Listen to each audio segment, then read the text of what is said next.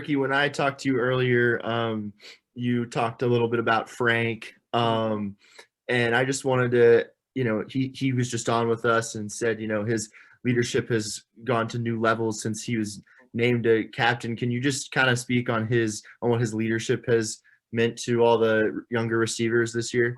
Yeah, well, as a group, we all look up to him. I mean, he's the voice of the group. He's the energy of the group. So whenever he's high energy, making plays, it makes us feel good, uplifts us, and that's when we go out and make plays too with him. Oh, Ricky, I know that sometimes when you're the local player, you're really happy to play for the home team, but at the same time, there's pressure of family and friends. How come you're not playing more? And those kinds of conversations. I mean, just talk about that first year as a Sun Devil. Was it really fun to be out there in front of your friends and family, or maybe it was like also the other side of the coin, feeling that pressure always to produce and play well? Yeah, of course, there's a lot of people behind my back because I'm at home and stuff like that. So I just try to take that in and appreciate all the love that they give me and stuff like that. But from what you were talking about earlier about how there's a lot of pressure, I don't really feel that because I kind of just block that out of my mind and kind of focus on myself and getting better at my craft and in my game and just translate to that field.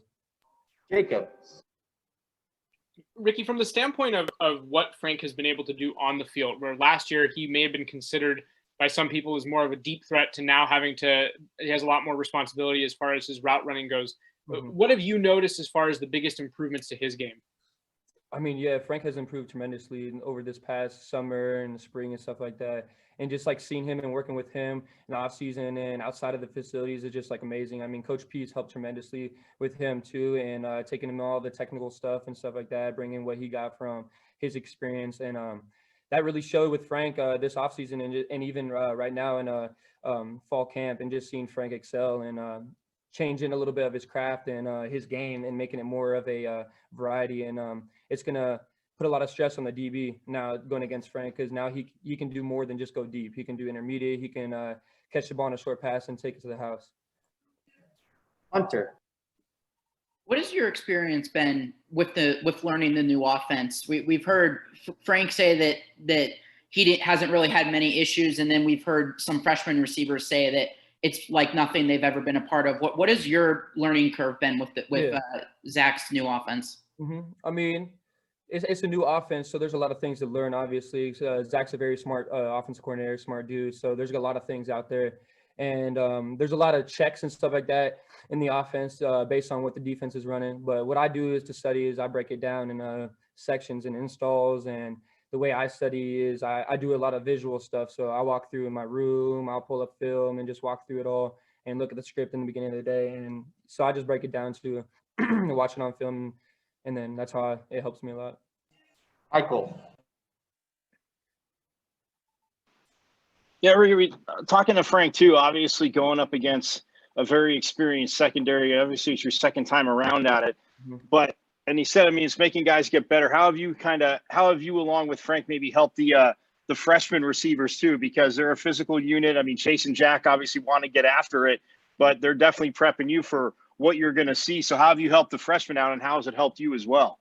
Yeah, I mean, we go back and forth. We compete every single day, so it's benefited both ways. So going against JC, Jack, and even Chase and stuff like that, they help me so much. We just compete out there, and I go back and watch film if I do something wrong against them or I make a wrong move in the cover. I go back and watch what they did, and so I can counter it next time and bring it on the field. So we just make each other better, stuff like that. Jeff.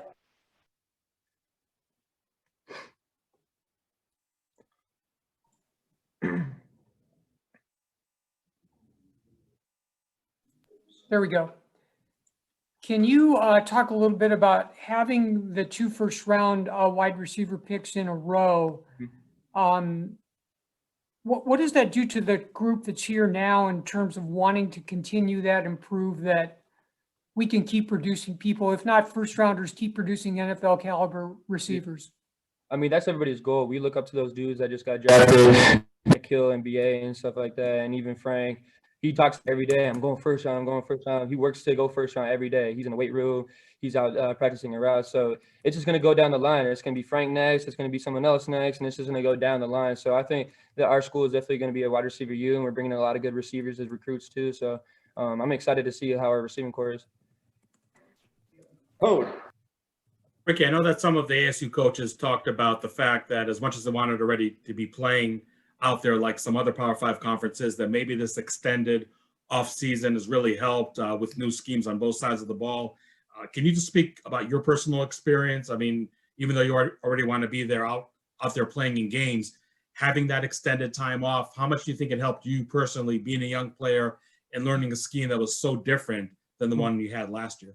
Yeah, it helped a lot. I mean, going back into Zoom calls and stuff like that, and then even off the extended time that we still had more spring ball practices than most schools out there. So I think that helped a lot too in learning the new offense, and just going over the every single play, stuff like that in the off season, and just this time extended really benefited us. And I mean, obviously that time off can also go the other way too. So you got to keep your head in it and make sure you're still on top of everything going forward. Any other questions for Ricky? Hunter. Curious if Coach Hill's offense has kind of unlocked anything for you, that anything that you've really kind of opened your eyes to so far.